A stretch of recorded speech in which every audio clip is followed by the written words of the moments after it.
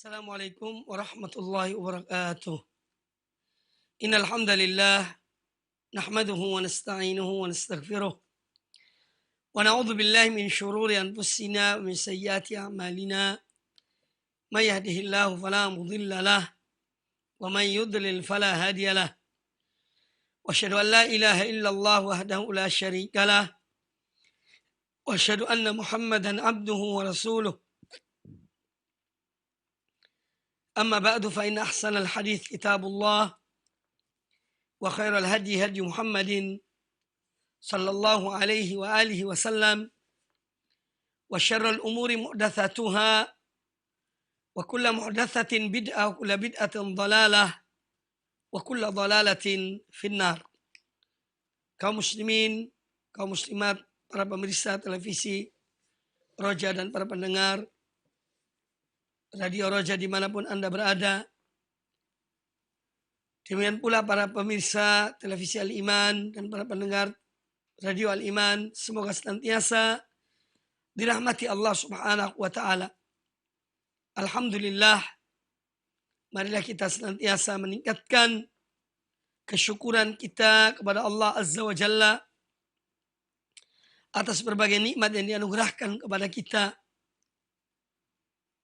Nikmat taufik dan berbagai macam nikmat yang banyak. Dan alhamdulillah kita baru saja melewati bulan Ramadan 1441 Hijriah. Dan semoga yang menjadi harapan kita, semoga amal ibadah kita diterima oleh Allah Subhanahu wa taala. Inilah harapan seorang mukmin. Dan oleh karena itu, hendaklah kita terus istiqamah di dalam menjalankan amal-amal soleh, amal-amal kebaikan yang kita tingkatkan ketika di bulan Ramadan. Hendaklah amal itu atau amalan-amalan tersebut juga kita tingkatkan di bulan-bulan sesudahnya. Inilah yang nama istiqamah. Istiqamah di atas ibadah, di atas ketaatan kepada Allah Subhanahu wa ta'ala. Makanya ada sebagian ulama mengatakan, kun rabbaniyan wala takun ramadhaniyan. Jadilah Anda seorang yang senantiasa beribadah kepada Allah, yakni sepanjang tahun. Dan jangan menjadi orang yang hanya beribadah kepada Allah di bulan Ramadan. Baik kaum muslimin, kaum muslimat rahimani wa rahimakumullah. Pada kesempatan yang baik ini, kita akan melanjutkan kajian hadis-hadis Nabi Sallallahu Alaihi Wasallam yang merupakan salah satu pedoman hidup kita sebagai seorang muslim. Maka hadis Nabi alaihissalam adalah salah satu dari pegangan kita Al-Quran dan sunnah Nabi sallallahu alaihi wasallam. Pembahasan kita yang terakhir sampai pada atau pembukaan bab yang ke-95, bab istihbabi at-tabshir wa tahni'ah bil khair. Bab tentang dianjurkannya memberikan berita gembira dan memberikan ucapan selamat atas suatu kebaikan ya yang diperoleh oleh seseorang.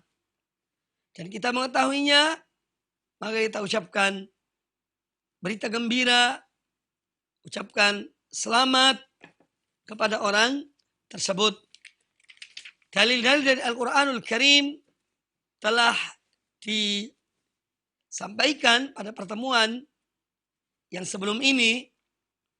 Terakhir adalah ayat yang dibawakan oleh An-Nawawi rahimahullah ta'ala dari surat Ali Imran ayat 45. Allah Azza wa Jalla berfirman, "Idh qalatil malaikatu ya Maryamu innallaha yubashshiruki bikalimatin minhu ismuhul Masih. Ingatlah tatkala para malaikat berkata kepada Maryam, "Ya Maryam, wahai Maryam, sesungguhnya Allah memberikan berita gembira kepada engkau." Dengan kalimatnya, ya, dari kalimat tersebut, yaitu akan lahir seorang anak, yaitu Isa bin Maryam, yang namanya ismuhu al-Masih ibnu Maryam. Nah, ini Allah memberikan berita gembira. Dan sebelumnya kita telah jelaskan bagaimana para malaikat juga memberikan berita gembira kepada Ibrahim dan istrinya, atau istri Nabi Ibrahim, Sarah, tentang akan lahirnya seorang anak, ya, yaitu Ishak, yang kemudian setelah Ishak akan mempunyai anak yang namanya Yakub. Maka memberikan berita gembira ini adalah salah satu amalan yang mulia, ya. Dan Islam selalu memberikan berita gembira, terutama kepada kaum mukminin, kepada kaum muslimin. Inilah yang harus kita amalkan. Ada takhwif dalam Quran dan Sunnah, yakni menakut-nakuti. Tetapi bagi seorang mukmin, hendaklah dia selalu diberikan berita gembira. Bahkan seorang yang berbuat dosa, ya, kita ajak dia untuk bertaubat, kembali kepada Allah. Dan berita gembira bagi orang-orang yang bertaubat dengan taubat yang nasuh, taubat yang betul-betul ikhlas karena Allah, meninggalkan dosanya. Maka Allah akan mengampuni orang-orang yang berdosa dan dia bertaubat pada Allah Subhanahu wa ta'ala. Adapun hadis-hadis Nabi sallallahu alaihi wasallam yang dibawakan oleh Al-Imam An-Nawawi rahimahullah ta'ala dalam bab ini, yang pertama kata beliau, qala An-Nawawi rahimahullah an Abi Ibrahim, dari Abu Ibrahim, wa yuqal Abu Muhammad, wa yuqal Abu Muawiyah. Sebagian ulama ada yang menyebutnya dengan Abu Muhammad, ada juga mengatakan Abu Muawiyah, yaitu Abdullah bin Abi Aufa radhiyallahu anhu. Jadi dari Abu Ibrahim juga beliau dikatakan Abu Muhammad, juga beliau dikatakan Abu Muawiyah. Nama beliau adalah Abdullah bin Abi Aufa radhiyallahu anhu. Beliau mengatakan anna Rasulullah sallallahu alaihi wasallam basyara Khadijah radhiyallahu anha bi baitin fil jannati min qasabin la sakhaba fihi wala nasaba. Hadis muttafaqun alaih, dikeluarkan oleh Imam Bukhari dan Imam Muslim di dalam Sahih Bukhari dan Sahih Muslim. Nah, hadis ini menjelaskan kepada kita bahwa Rasulullah sallallahu alaihi wasallam memberikan berita gembira, menyampaikan berita, dan tentu berita ini adalah dari Allah Subhanahu wa ta'ala. Allah memberitahukan kepada Nabi SAW agar beliau menyampaikan kepada Ummul Mukminin Khadijah binti Khuwailid radhiyallahu anha. Apakah berita gembira tersebut? Bi baitin fil jannah, sebuah istana di surga. Kata Imam An-Nawawi rahimahullah ta'ala, setiap kata istana di dalam hadis-hadis Nabi SAW, istana itu di surga. Setiap kata bait, ya, dalam hadis-hadis Nabi SAW, ya, kalau disebutkan di surga, itu artinya istana. Sebuah istana. berikan berita gembira kepada Khadijah, yaitu sebuah istana di surga baginya yang terbuat dari min qasabin. Kata An-Nawawi rahimahullah ta'ala, al-qasab al-lu'lu'u al-mujawwaf. Al-qasab itu adalah permata-permata ya, yang dia itu ada lubang di tengahnya. Ya, ada rongganya. Ada rongga di tengahnya.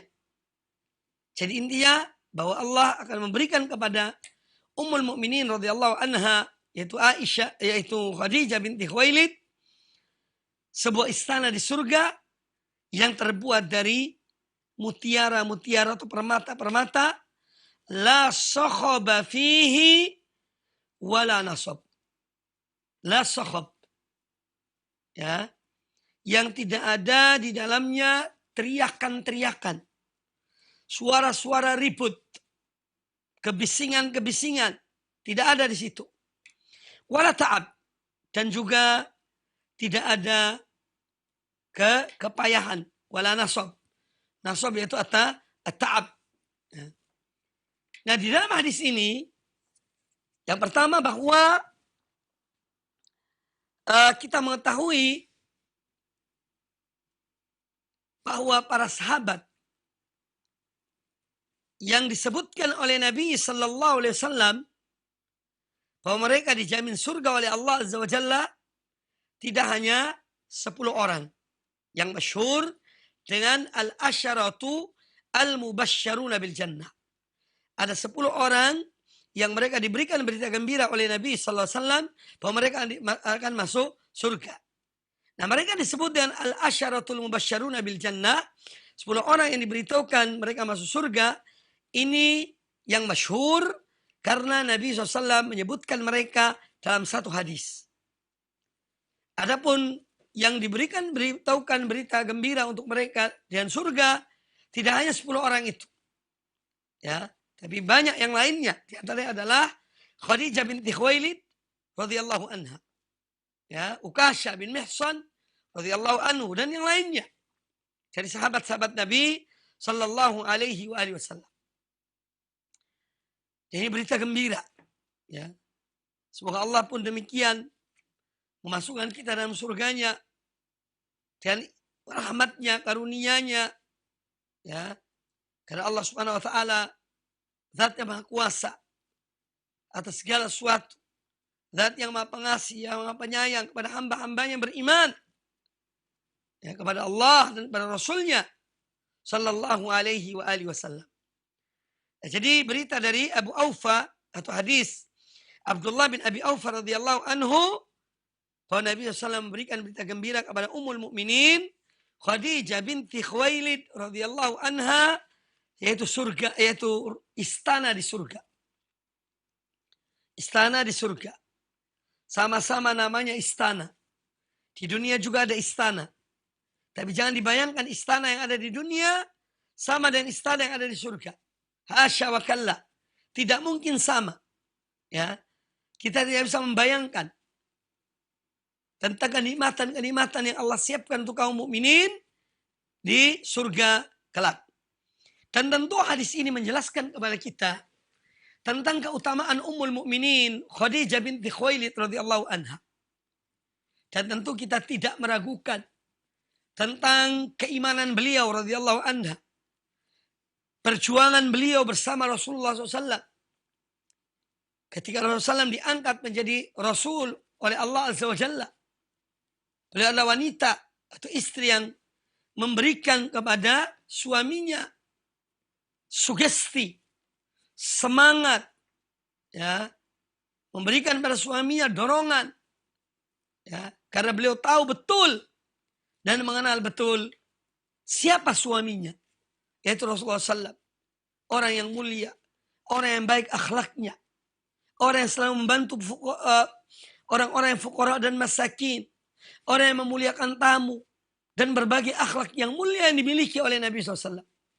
Maka ketika Nabi SAW kembali dari gua Hira untuk menyampaikan kepada Khadijah binti Khuwailid radhiyallahu anha, kepada istrinya yang beliau cintai, kedatangan seseorang ya yang menyampaikan kepada beliau wahyu, yaitu Jibril alaihissalam, maka dengan spontan Ummul Mukminin Khadijah binti Khuwailid radhiyallahu anha berkata kepada beliau sallallahu alaihi wasallam, ya, wallahi ma akhzakallah.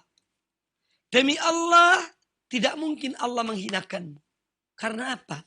Beliau tahu siapa suaminya beliau ini. Sallallahu alaihi wasallam. Perangainya, akhlaknya, budi pekertinya. Karena beliau disiapkan oleh Allah Azza wa Jalla sebelum mengangkat menjadi Rasul, yaitu dari sisi akhlak beliau, perangai beliau, sifat-sifat kemuliaan beliau sudah dipupuk, dibentuk oleh Allah Subhanahu wa taala dalam diri Nabi sallallahu alaihi wasallam. Karena beliau akan menerima beban. Bebannya tidak ringan. Bebannya berat. Yaitu dakwah di jalan Allah, mengajak manusia kepada Allah dari kesyirikan kepada tauhid, dari kejahiliaan kepada ilmu. Ya. Oleh karena itu, beliau harus ditempa akhlaknya sebelum disampaikan amanah, dipikulkan kepada beliau amanah untuk menyampaikan risalah Allah Subhanahu wa taala. Nah, ini menunjukkan pentingnya perangai yang mulia, pentingnya akhlak yang mulia. Ya. Karena akhlak dilihat dari seseorang, dari zahirnya orang itu.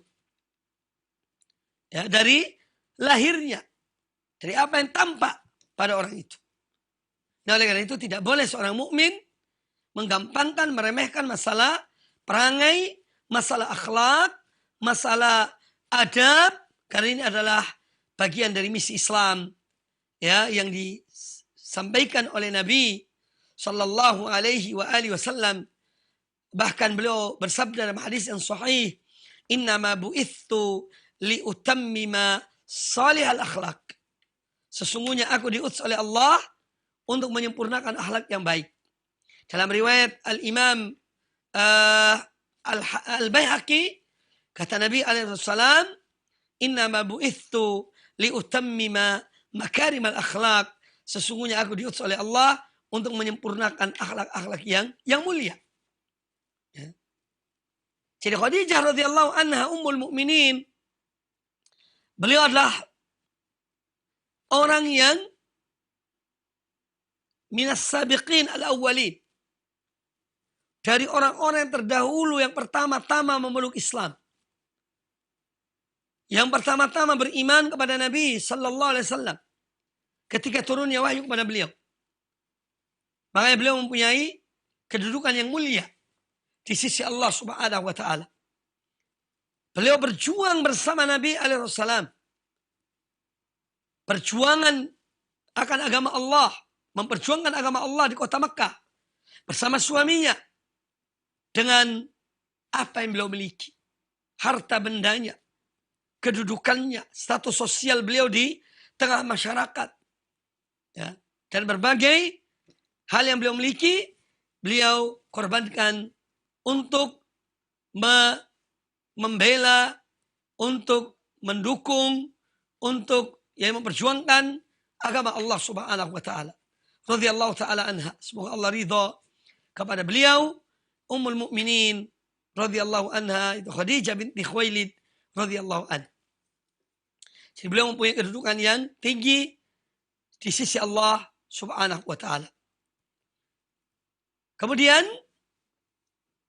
yang juga diambil dari hadis ini bahwa Khadijah binti Khuwailid radhiyallahu anha, seorang istri yang sangat dicintai oleh Nabi sallallahu alaihi wasallam. Beliau sering menyebut tentang Khadijah radhiyallahu anha.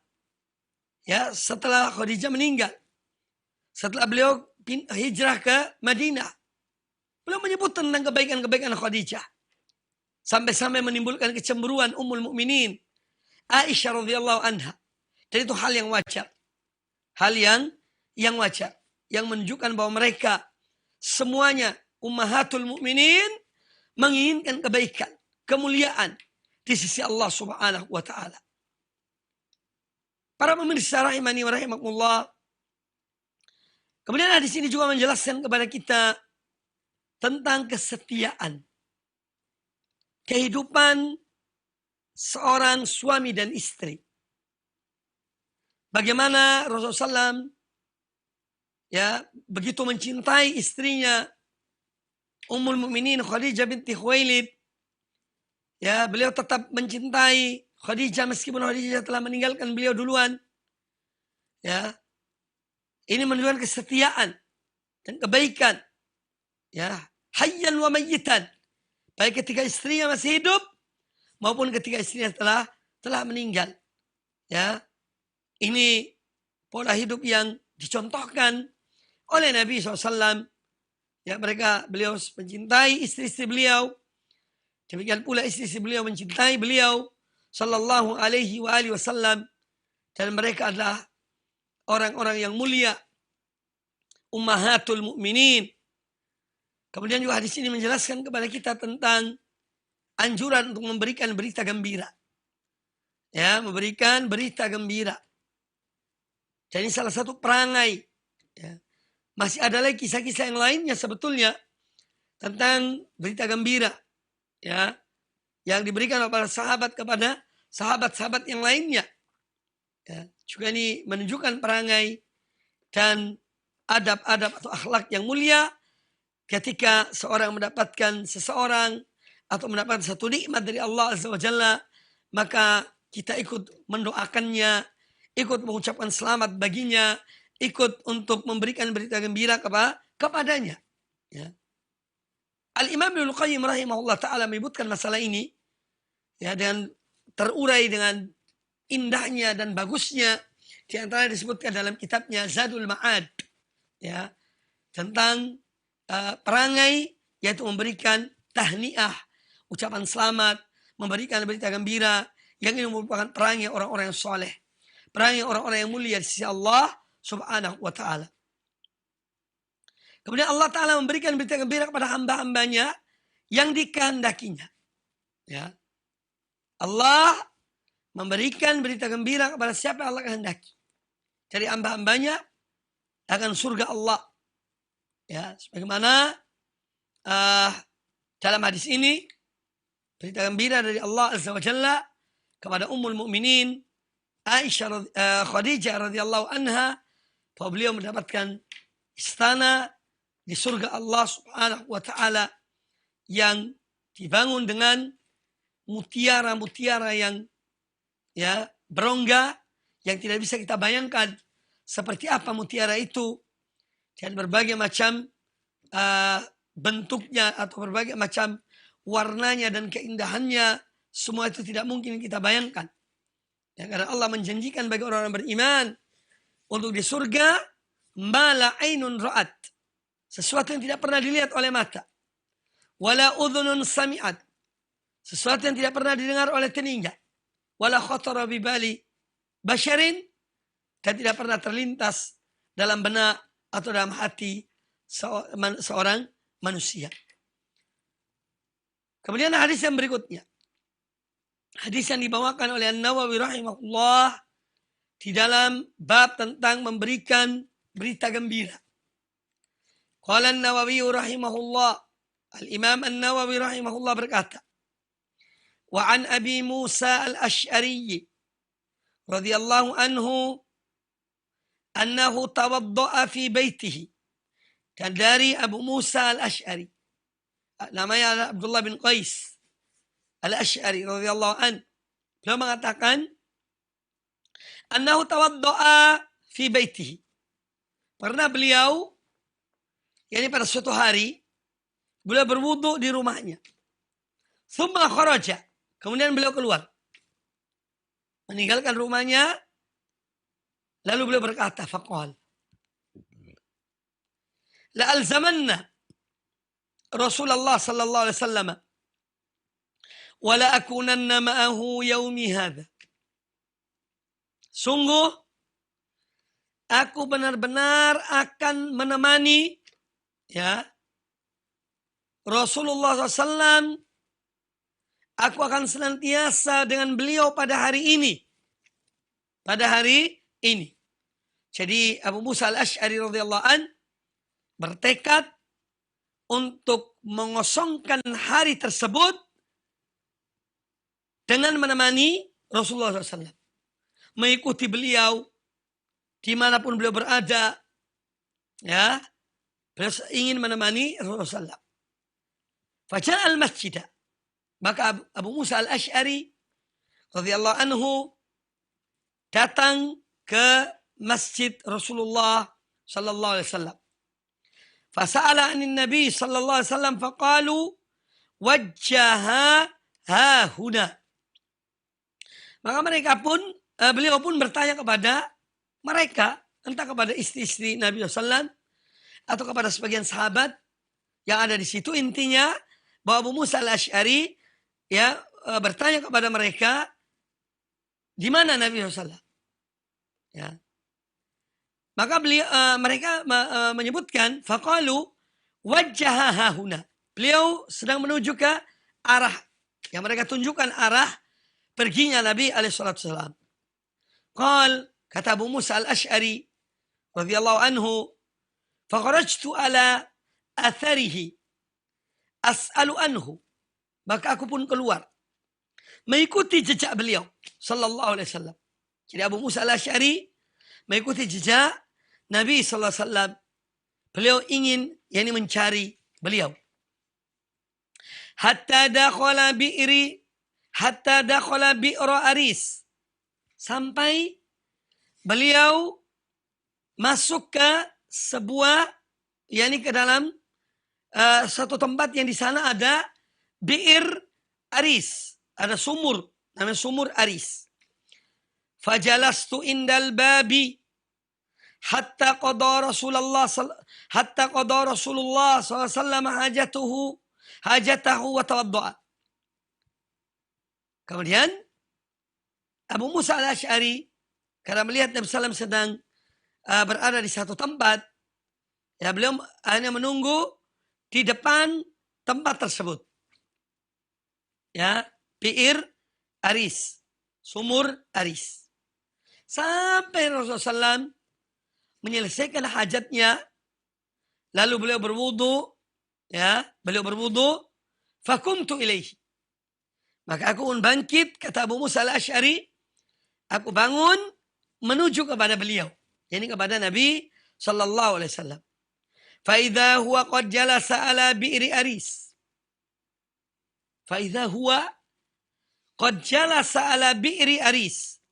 Dan ternyata beliau sallallahu alaihi wasallam sudah duduk di bibir dari sumur Aris. Ya. Wa tawassata kuffaha. Beliau mengambil posisi yang di tengah. Ya, di posisi yang di tengah, yang dalam duduknya di bibir dari sumur tersebut. Wa kasyafa an saqaihi. Bahkan tersingkap atau beliau membuka kedua betisnya. Wa dallahuma fil bi'ri, dan beliau memasukkan kedua kaki beliau ke arah sumur. Ya, jadi ibaratnya orang yang duduk ada sumur, kemudian duduk menghadap ke sumur. Kakinya sambil dimasukkan atau ke arah sumur. Dan beliau duduk di atas bibir sumur itu. Sallallahu alaihi wasallam. Kemudian fasallamtu alaihi summan saraftu. Kata Abu Musa al-Ash'ari radhiyallahu anhu, maka aku pun mengucapkan salam kepada beliau. Assalamualaikum ya Rasulullah. Summan saraftu. Setelah mengucapkan salam kepada beliau, aku pun berpaling. Yani aku pergi dari tempat itu. Fajalastu indal bab, dan aku duduk di pintu dari tempat itu. Ya. Aku duduk di pintu dari tempat yang dimasuki oleh Nabi SAW tersebut, yang di sana ada bi'ir Aris. Fajalastu indal babi. Fakultu. Kemudian kata Abu Musa al-Asy'ari sambil duduk di pintu tersebut, aku berkata, la akunanna bawwaba Rasulillah sallallahu alaihi wasallam al-yaum. Aku akan menjadi seorang penjaga pintu Rasulullah SAW pada hari ini. Jadi beliau sudah berniat untuk tetap berada di pintu itu, ya, menjaga atau menjadi sebagai seorang yang penjaga pintu bagi Nabi SAW yang sedang berada di tempat itu. Faja'a Abu Bakrin radhiyallahu anhu fadafa'al baba faqultu man hadha. Maka datanglah Abu Bakar Siddiq radhiyallahu anhu, lalu beliau mendorong pintu. Ya, mendorong pintu di tempat tersebut. Faqultu man hadha. Kata Abu Musa al-Asy'ari, aku bertanya, man hadha, siapa ini? Ya. Faqal Abu Bakrin.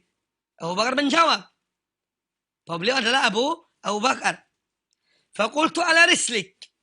Maka aku berkata, ini Abu Musa berkata kepada Abu Bakar Siddiq, ala rislik, sebentar. Ya, jadi beliau mengatakan sebentar, ya, jangan masuk dulu. Ya, aku akan bertanya kepada Nabi SAW atau memberitahukan Nabi SAW. Ala rislik. Kata Abu Musa al-Asy'ari kepada Abu Bakar Siddiq, sebentar, sejenak. Thumma dhahabtu faqultu ya Rasulullah, hadha Abu Bakrin yasta'dhin. Kemudian aku datang menemui Rasulullah SAW dan aku berkata, wahai Rasulullah, ini ada Abu Bakar, ya, dia minta izin untuk masuk. Untuk masuk. Faqal i'dzan lahu wa basyiru bil jannah. Maka kata Nabi sallallahu alaihi wasallam, izinkan dia. Izinkan dia. Yani izinkan Abu Bakar Siddiq untuk masuk, wa basyirhu bil jannah, dan berikan berita gembira kepadanya akan surga Allah untuk beliau. Bahwa beliau akan masuk surga. Fa aqbaltu hatta qultu li Abi Bakrin. Maka aku pun kembali, aku datang menemui Abu Bakar Siddiq. Ya, qultu li Abi Bakar, kemudian aku berkata kepada Abu Bakar Siddiq, udkhul wa Rasulullah sallallahu alaihi yubashshiruka bil jannah. Silakan masuk. Dan Rasulullah SAW memberikan berita gembira kepada engkau, yaitu dengan surga. Berita gembira untukmu dari Rasulullah SAW. Bahwa surga Allah untukmu. Fadakhala Abu Bakrin hatta jalasa an yaminin Nabi sallallahu alaihi wasallam ma'ahu fil kuffi. Maka masuklah Abu Bakar Siddiq. Kemudian beliau datang, masuk, dan langsung duduk di sebelah kanan Rasulullah SAW. Ya, di bibir sumur itu. Beliau mengambil posisi di sebelah kanan Nabi SAW. Wa dalla rijlaihi fil bi'ri kama sana'a Rasulullah SAW. Dan beliau masukkan, beliau ulurkan kaki beliau, kedua kaki beliau ke dalam sumur sebagaimana yang dilakukan oleh Rasulullah sallallahu alaihi wasallam. Wa kashafa an saqaihi, dan beliau juga membuka ini kedua betisnya. Sebagaimana yang dilakukan oleh Rasulullah sallallahu alaihi wa alihi wasallam. Tsumma raja'tu wa jalastu. Kata Abu Musa al-Asy'ari radhiyallahu anhu, kemudian aku kembali, yakni ke posisi semula di tempat, di pintu, ya, di pintu kebun itu, ya. Tsumma jalas Thumma raja'tu wa jalastu. Kemudian aku kembali ke tempatku dan aku duduk. Ya, karena beliau menjadi penjaga pintu Nabi SAW pada hari itu. Wa qad taraktu akhi yatawaddau wa yalhaquni. Dan aku, kata Abu Musa al-Asy'ari, yakni ketika beliau datang dari rumahnya, beliau itu meninggalkan saudaranya. Abu Musa al-Asy'ari, kata Imam Ibnu Hajar Al-Asqalani radhiyallahu anhu, beliau itu mempunyai saudara. Sebagian ulama mengatakan ada dua saudaranya. Ya.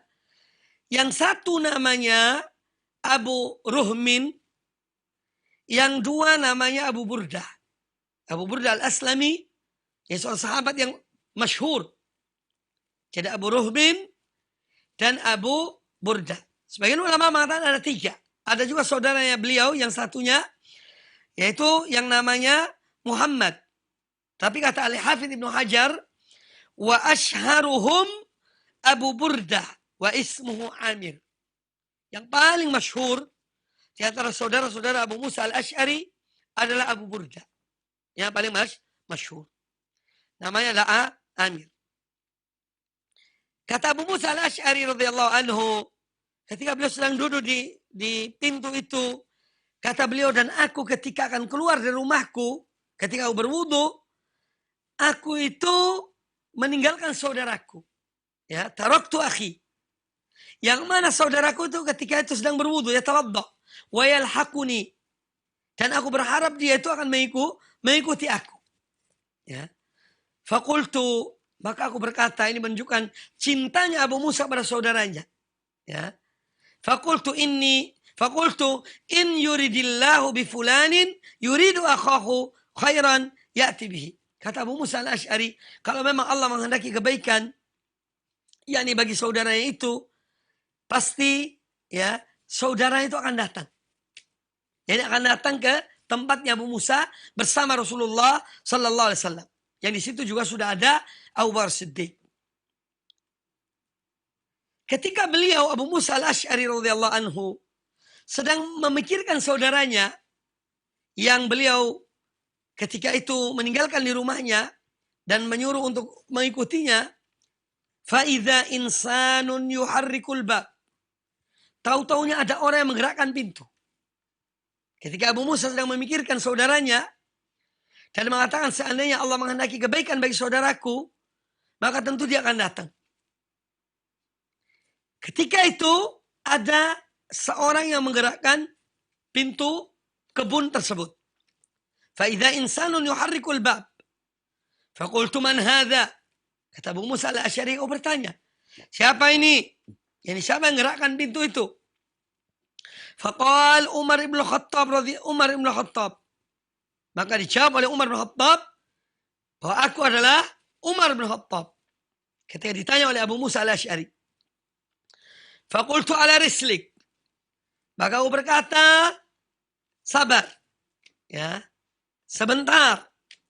Sejenak. Thumma ji'tu ila Rasulillah sallallahu alaihi wasallam. Fasallamtu alaihi. Kemudian aku mendatangi Rasulullah sallam. Aku ucapkan salam kepada beliau. Fakultu hadza Umar yasta'dzin. Aku berkata pada beliau, ini ada Umar yang depan pintu dan dia izin untuk masuk. Faqal idzan lahu basyiru bil jannah. Maka kata Nabi alaihissalam, izinkan beliau dan berikan berita gembira kepada beliau, yaitu surga Allah untuk beliau. Fajitu Umar. Maka aku kembali menemui Umar. Faqultu adina wa yubashshiruka Rasulullah sallallahu alaihi wasallam bil jannah. Maka aku berkata kepada Umar bahwa beliau Nabi SAW mengizinkan kamu yakni untuk masuk. Dan beliau memberikan berita gembira kepadamu berupa surga Allah Subhanahu wa taala. Fadakhala fajalasa ma'a Rasulillah sallallahu alaihi wasallam fil quffi an yasarihi. Maka Umar bin Khattab radhiyallahu an masuk ya dan duduk di sebelah kiri Rasulullah sallallahu alaihi wasallam ya di tepi atau di bibir sumur tersebut. Wa dalla rijlaihi fil bi'r.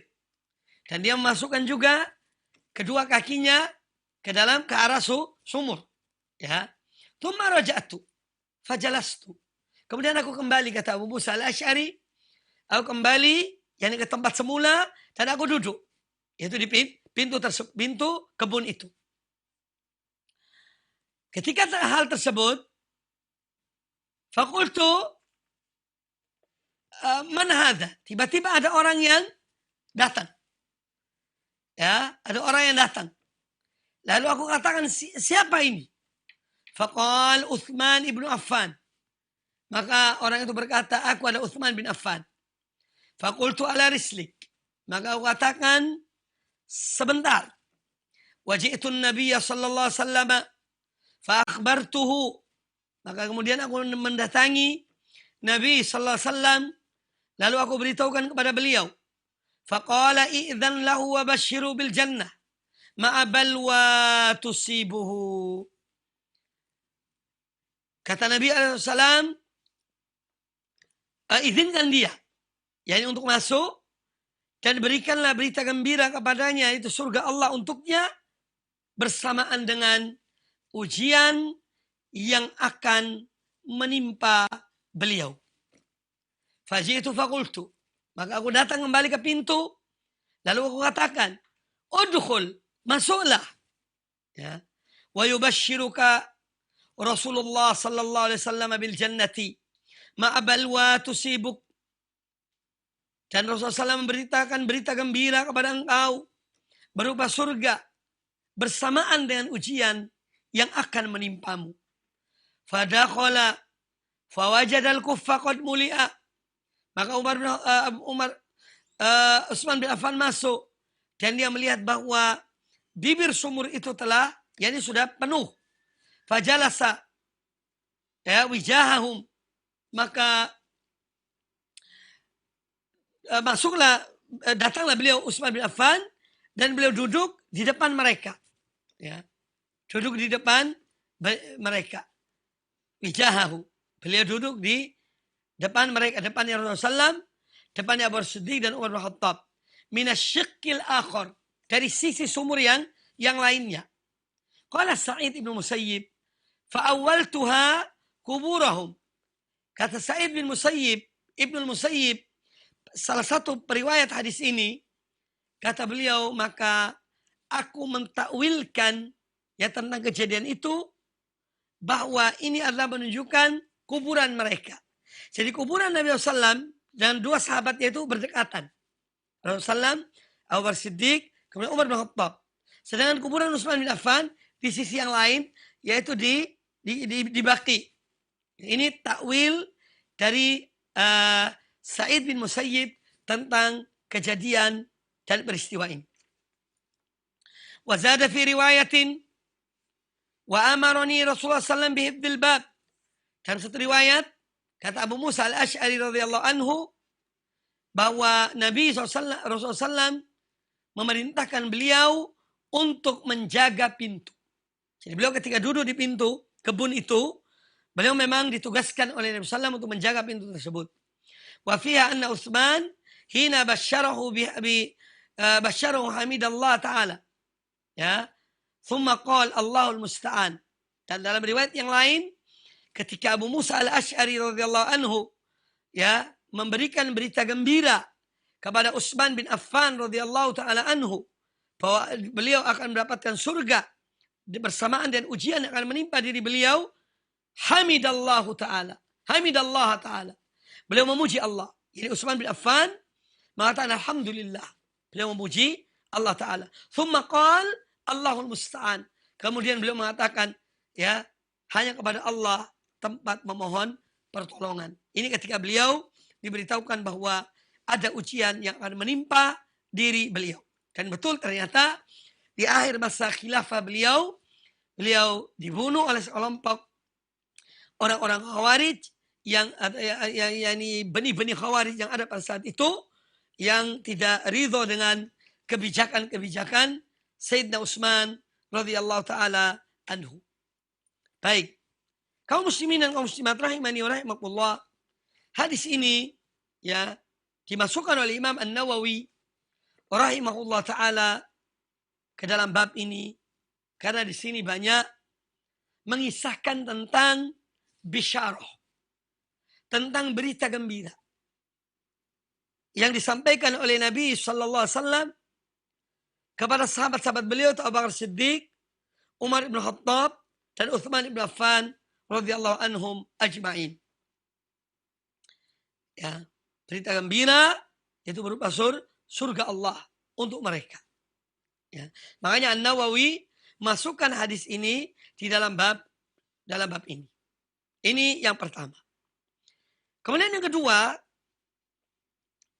yang perlu diketahui bahwa An-Nabi alaihi salatu wassalam, beliau itu pada hakikatnya dalam kehidupan keseharian beliau, dalam menjalankan tugas, menyampaikan risalah Allah, tugas sebagai seorang kepala negara, tugas sebagai seorang panglima perang, ya, dan seterusnya.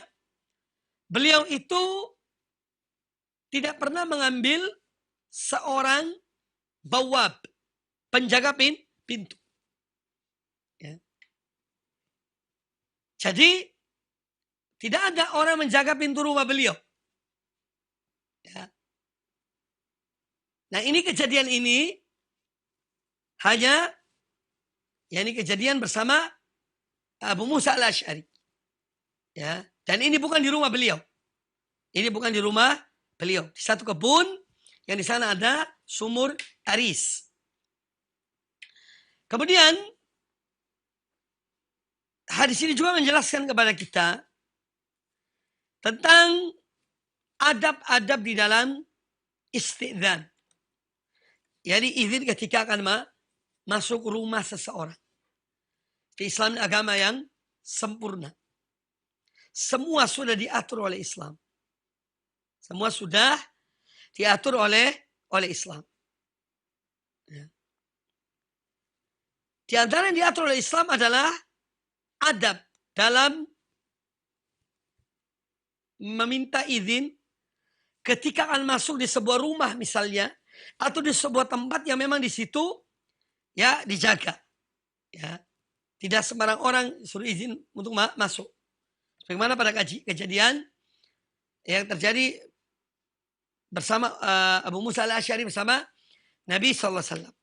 Nah, di antara adab-adab yang disebutkan dalam hal minta izin, yaitu bahwa seorang harus ketika akan masuk rumah seorang atau di tempat seseorang yang tidak sembarang orang masuk, hendaknya dia minta izin. Ya. Minta izin untuk masuk istidzan.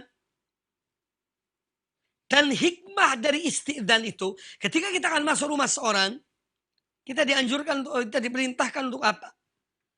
Untuk mengucapkan salam, mengetuk pintu, minta izin boleh masuk atau tidak. Ini dalam rangka apa? Dalam rangka menjaga aurat orang-orang yang ada dalam rumah.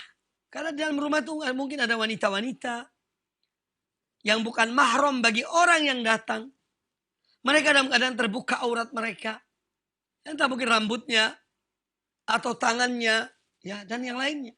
Maka dari itu dianjurkan, disyariatkan kita untuk minta izin. Ya. Sebagaimana dalam hadis yang sahih, innama syuri'al istidzan min ajlil basar. Ya, meminta izin itu disyariatkan dalam rangka apa? Menjaga pandangan. Karena pandangan berbahaya. Jangan digampangkan masalah pandangan. Semua fitnah yang terjadi di dunia ini, dari hal-hal yang berkaitan dengan syahwat, yang berkaitan dengan perceraian, yang berkaitan dengan perzinaan, yang berkaitan dengan berantakannya rumah tangga seseorang, ya, salah satu sebab utama adalah ini, mata. Pandangan mata.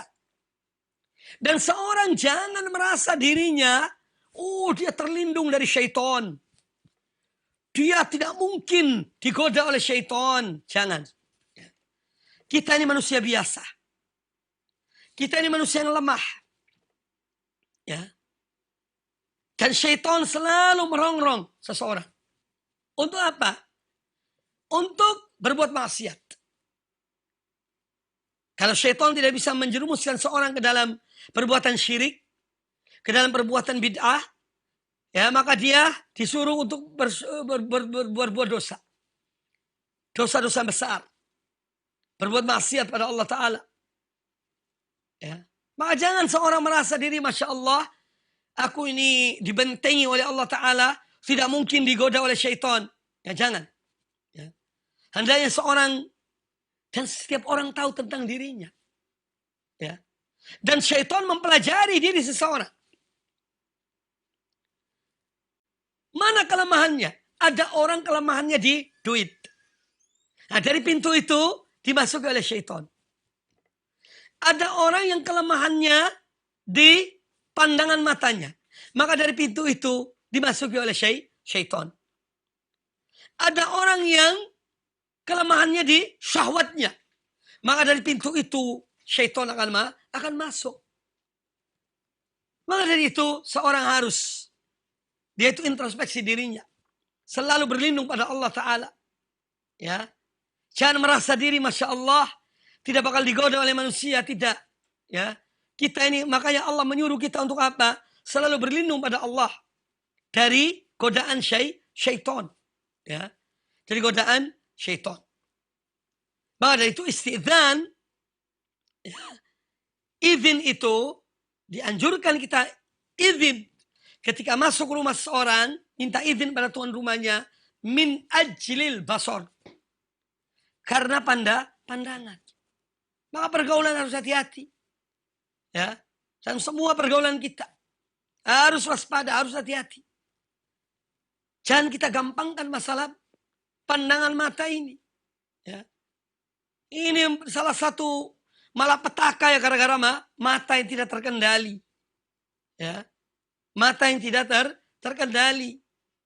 Ya, orang yang melepaskan pandangannya. Ada syaitan masuk dalam hatinya. Oleh karena itu Allah Ta'ala menyebutkan dalam Al-Quranul Karim. Memerintahkan pada kaum mukminin dan kaum mukminat. Wa kullil mu'minina yaghuddu min absarihim. Kullil mu'minina yaghuddu min absarihim. Wa yahfadhu furujahum. Katakanlah wahai Muhammad. Kepada kaum mukminin. Hendaklah mereka menundukkan pandangan-pandangan mata mereka. Dan menjaga kemaluan mereka. Dzalika azka lahum. Yang demikian lebih baik bagi mereka, wathar. Dan lebih suci bagi mereka. Menjaga pandangan. Kemudian Allah menyebutkan pada kaum mukminat. Wa kullil mu'minat. Yaghdudna min absarihinna. Wa yahfadna furujahunna. Dan katakanlah kepada kaum mukminat. Hendaklah mereka menundukkan pandangan-pandangan mata mereka. Dan menjaga kemaluan-kemaluan mereka. Ya, jangan gampangkan masalah mata. Jangan mensucikan diri kita. La tuzakku anfusakum. Kata Allah Ta'ala, jangan kamu mensucikan diri kalian. Oh, terbebas dari virus maksiat. Terbebas dari virus mata yang maling. Ya, jangan. Ya, hendaknya seorang menjaga dirinya. Selalu ta'awud iltija ilallah. Selalu mohon perlindungan pada Allah. Dari godaan syaitan. Ya, dari hawa nafsu syahwatnya. Ya, yang menyimpang dari jalan yang benar. Ini yang harus kita upayakan siang dan malam. Kaum muslimin dan kaum muslimat para pemirsa rahimani rahimakumullah. Jadi kita dianjurkan untuk istidzan sebelum masuk ke dalam rumah seseorang. Kemudian dalam minta izin itu adalah adab yang baik. Pertama misalnya kita mengetuk pintu. Tok, tok, tok, assalamualaikum. Jadi tidak sekedar mengetuk, tapi ucapkan salam. Kemudian kita berhenti sejenak. Kalau ada orang yang datang, alhamdulillah. Yang buka pintu. Tapi kalau tidak, kita ketuk lagi. Yang kedua, tapi ada jaraknya. Yang kedua dengan yang pertama. Tok, tok, tok, assalamualaikum. Berhenti sejenak. Kalau ada yang keluar, alhamdulillah. Kalau tidak, maka ketuk yang ketiga kali, ucapkan salam. Ini adab. Kalau sampai 3 kali, kita mengetuk pintu rumah itu, kemudian kita mengucapkan salam, ternyata tidak ada yang membuka, pulanglah. Pulang. Ya. Ini yang pertama. Yang kedua, di antara adab dalam minta izin, ketika misalnya orang di dalam rumah bertanya, tatkala kita mengetuk pintu mengucapkan salam, assalamualaikum. Kemudian orang di dalam rumah mengucapkan waalaikumsalam. Siapa ya? Nah, kita harus menjawab nama. Jangan mengatakan saya.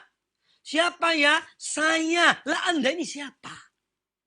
Sebutkan nama. Saya fulan. Siapa ya? Saya Fatimah. Misalnya. Saya Ahmad. Misalnya. Sebutkan nama. Jadi jangan hanya sekedar saya. Ya, ini termasuk juga hal yang mengaburkan. Ya, sehingga orang dalam rumah bisa curi siapa orang ini. Kok hanya mengatakan saya. Nah, jadi untuk supaya lebih jelas kita menyebut nama. Ketika kita menyampaikan atau memintai ini. Sama halnya dalam kita nelpon. Ya kalau misalnya ada telepon yang masuk, kadang-kadang orang tidak dikenal, ya. Kemudian kita ditanya siapa ya? Saya dengan siapa ya? Ya sebutkan nama. Oh saya Fulan bin Fulan. Jadi jelas. Nah ini diantara adab-adab dalam minta izin masuk ke rumah. Kemudian juga diantara adab dalam minta izin untuk masuk rumah seorang, ya bahwa seorang tidak boleh masuk sebelum diizinkan. Seorang tidak boleh masuk sebelum diizinkan. Kemudian posisi orang yang menunggu ketika dia minta izin, kalau pintunya terbuka, dia tidak berdiri di tengah pintu. Tapi dia berdiri di samping pintu. Ya, dia berdiri di samping atau di sisi pintu itu. Sehingga dia bisa menjaga pandangannya dari melihat yang di dalam rumah itu. Ini diantara adab-adab yang telah diajarkan oleh Islam kepada kita. Ya, yang telah diajarkan oleh Islam kepada kita, dan alangkah mulianya agama kita dengan tuntunan dan ajarannya. Ya, maka kita bersyukur pada Allah Azza wa Jalla ala nikmatil Islam wa nikmat sunnah, atas nikmat Islam dan sunnah Nabi sallallahu alaihi wasallam. Kaum muslimin dan kaum muslimat rahimani wa rahimakumullah, demikian kajian kita pada kesempatan yang baik ini. Insyaallah pada pertemuan akan datang kita akan menyampaikan lagi pelajaran-pelajaran yang lain dari kisah tentang Rasulullah dan Abu Musa al-Asy'ari, yang di sana beliau meminta kepada Nabi sallam untuk menjaga menjadi penjaga pintu beliau di kebun tersebut. Aku qouli hadza wallahu taala a'lam. Baik Ustaz, alhamdulillah kami ucapkan terima kasih atas materi yang telah disampaikan di kesempatan pagi hari ini dari penjelasan kitab Riyadhus Shalihin, buah karya dari Imam Nawawi rahimahullahu ta'ala. Dan berikutnya para pendengar dan juga pemirsa Roja, kita masuk ke sesi tanya jawab. Silakan bagi Anda yang ingin terhubung melalui layanan telepon atau pesan singkat. Baiklah, kami coba angkat di layanan telepon bagi para pendengar maupun pemirsa yang ingin terhubung secara langsung di pagi hari ini. Baik, silakan. Halo, Assalamualaikum Ustaz. Waalaikumsalam warahmatullahi wabarakatuh. Dengan siapa? Dari mana Ibu? Dengan Umu Abdurrahman, Tangerang Ustaz. Silakan Umu. Ini Ustaz, apakah diperbolehkan kita berzikir tapi di dalam hati aja gitu Ustaz? Baik. Terus yang kedua, kalau kita masuk ke kamar mandi cuma ngambil sesuatu, misalkan ngambil gayung atau kan ngambil ember, terus apakah kita harus membaca doa masuk kamar mandi atau tidak ya Ustaz? Nah. Terima kasih Ustaz penjelasannya ya. Ya, ditunggu jawaban dari Ustaz. Assalamualaikum. Waalaikumsalam warahmatullahi wabarakatuh. Demikian Ustaz, silakan. Zikir itu pada hakikatnya ada dua macam zikir. Ada zikrul qalbi dan ada zikrul lisan. Dan ini pernah saya jelaskan. Zikrul qalbi wahwal asal. Zikir dalam hati ini adalah asalnya. Ketika seorang selalu mengingat Allah subhanahu wa ta'ala, kapan dan dimanapun dia berada, dia selalu hatinya dengan Allah azza wa jalla. Dan ini pokok dari zikir. Karena dengan zikir yang hati ini tadi, diharapkan dapat mencegah seorang dari bermaksiat pada Allah azza wa jalla. Ya, dia berzikir dalam hatinya bahwa Allah maha melihat kepadanya. Ya, Allah maha mengetahui tentang keadaannya, tentang hatinya, tentang niatnya, tentang perbuatannya. Ini bagian dari zikir, ya, dalam hati. Atau bisa juga zikir dalam hati itu berupa azkar. Seorang membaca zikir-zikir tapi dalam hatinya, tidak dengan ucapannya. Ini sebagian ulama juga mengatakan demikian dan membolehkannya. Ya, subhanallah, subhanallah, subhanallah, tapi dengan hatinya, tidak dengan ucapan lisannya. Ini yang pertama dan itu dibolehkan. Yang kedua, zikrul lisan. Zikir lisan ini adalah baik. Kita dianjurkan berzikir pada Allah Ta'ala. Ya. Ketika seorang datang kepada Nabi SAW, Dia mengatakan, ya Rasulullah, syariat Allah ini sudah banyak bagi aku. Ya, syariat ini sudah banyak bagi aku. Ini dia menganggap sesuatu yang sudah yang berat baginya atau banyak baginya. Maka dia minta satu amalan kepada Nabi SAW. Maka Nabi SAW kemudian mengatakan kepadanya, la yazalu lisanuka rotban min dzikrillah. Jadi hendaknya lisanmu selalu basah karena berzikir pada Allah Ta'ala. Ya, jadi zikir ada dua macam. Ada zikrul qalbi wa huwal aslu. Dan ada zikrul lisan wa huwa hasanun. Sebagaimana dikatakan oleh Sa'id bin Jubair, murid Abdullah bin Abbas radhiyallahu anhuma. Sa'id bin Jubair rahimahullah ta'ala. Jadi kita dianjurkan banyak berzikir pada Allah Ta'ala. Baik zikir dengan hati kita, selalu mengingat Allah. Ya, bahwa Allah mengawasi kita, Allah memantau kita, Allah melihat kita. Sehingga kita mencegah diri kita dari perbuatan-perbuatan maksiat. Dan kita meningkatkan amal-amal kebaikan kita karena kita melihat, mengetahui bahwa Allah selalu memantau kita dan mengetahui keadaan kita. Yang kedua ada zikrul lisan, dan ini juga amal-amal yang di antara amal-amal soleh yang baik dan mulia. Jadi ini dibolehkan. Bahkan dianjurkan. Kemudian pertanyaan kedua, sebetulnya kalau kita membaca kitab-kitab tentang adab-adab masuk ke dalam WC atau toilet misalnya, atau kamar mandi, itu yang dimaksud masuk untuk hajat kita. Hajat yang dimaksud adalah buang air besar, atau buang air kecil, atau mandi. Ya. Nah, kita dianjurkan membaca doa tersebut. Adapun seorang misalnya hanya ingin ambil sabun, kemudian dia keluar, ambil sabun, atau ambil ciduk, gayung, kemudian keluar, wallahu a'lam. Ya dia ini tidak perlu, atau tidak dianjurkan membaca doa itu. Ya, wallahu a'lam. Bisa tanya juga pada ustadz yang lain. Tapi intinya dari apa yang kita pahami dalam mempelajari adab-adab masuk toilet, itu ketika kita akan membuang hajat. Baik buang air besar, buang air kecil, atau akan mandi. Ya. Adapun keperluan yang sebentar, kita masuk, yang mengambil sesuatu, maka wallahu a'lam tidak dianjurkan membaca doa tersebut. Wallahu ta'ala a'lam. Jazakumullahu khairan wa barakallahu fikum atas jawabannya telah disampaikan. Pertanyaan berikutnya kami angkat dari pesan singkat yang telah masuk. Seorang ibu bertanya dari Jawa Timur, Ustadz, bagaimana sikap seorang istri apabila suami memutuskan silaturahmi dengan keluarga istri? Barakallahu fikum, mohon nasihatnya Ustadz. Silaturahim adalah suatu hal yang diperintahkan oleh Allah. Diperintahkan oleh Rasulullah. Dan Allah melarang kita memutus silaturahim. Ya. Dan yang dimaksud dengan menyambung rahim itu pertama kali adalah, yaitu yang dimaksud dengan orang-orang yang memiliki hubungan rahim dengan kita. Ya. Bahkan Nabi SAW mengancam orang yang memutus silaturahim bahwa dia tidak akan masuk surga. Ya. La yadkhulul jannata qati'un. Tidak masuk surga orang yang memutus rahimnya.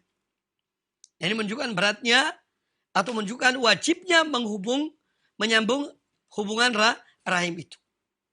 Dan seyogianya sebagai seorang suami, kepala rumah tangga, hendaknya dia menjadi contoh.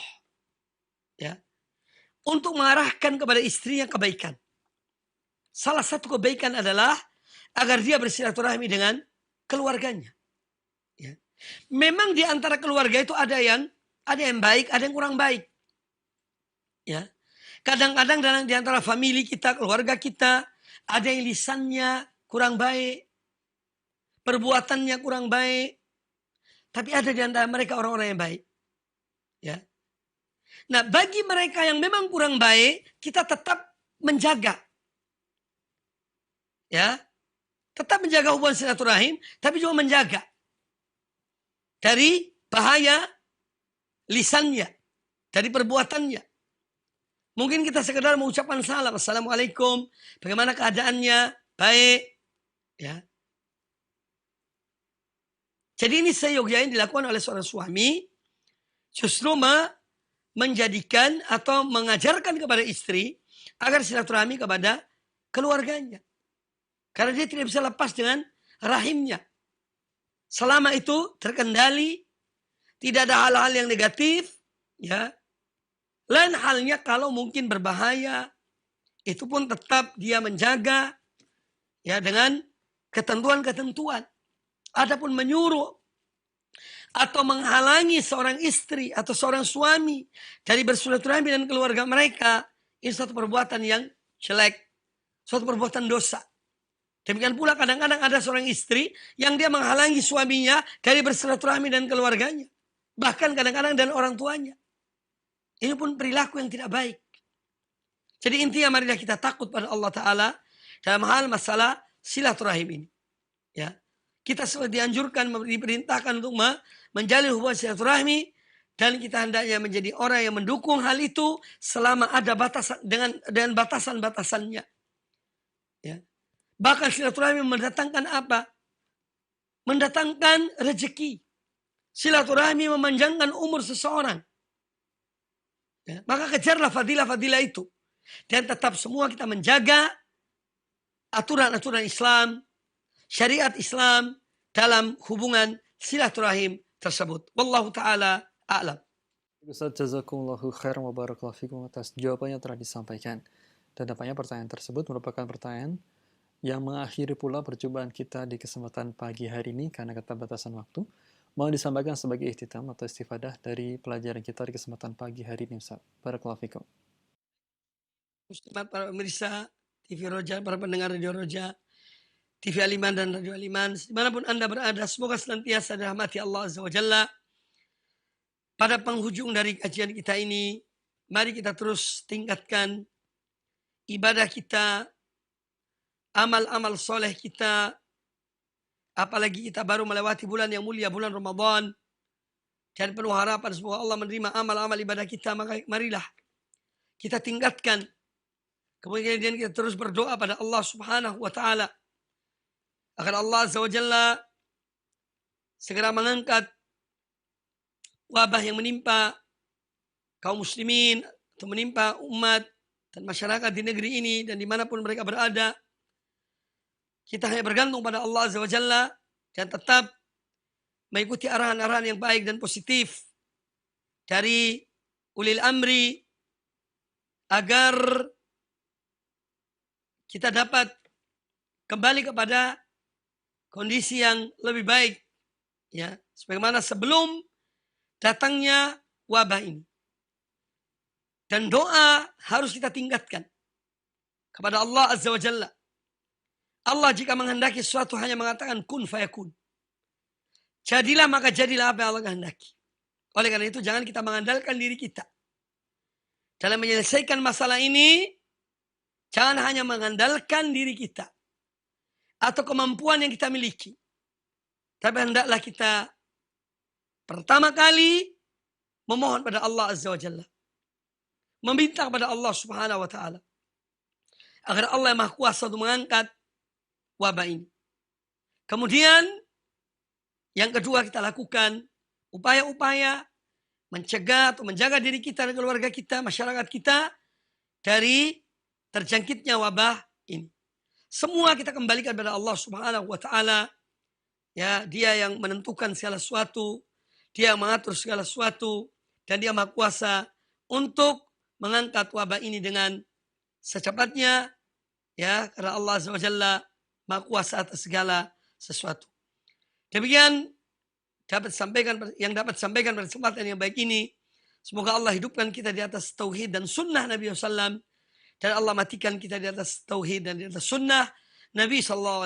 Aku qauli hadza, jazakumullah khairan. Terima kasih atas semua perhatian yang telah diberikan dalam mengikuti kajian ini. Subhanakallahumma bihamdika, asyhadu an la ilaha illa anta, astaghfiruka wa atubu ilaik. Wa sallallahu wasallam wa barak ala nabiyyina wa ala alihi ajma'in. Thumma assalamu alaikum warahmatullahi wabarakatuh.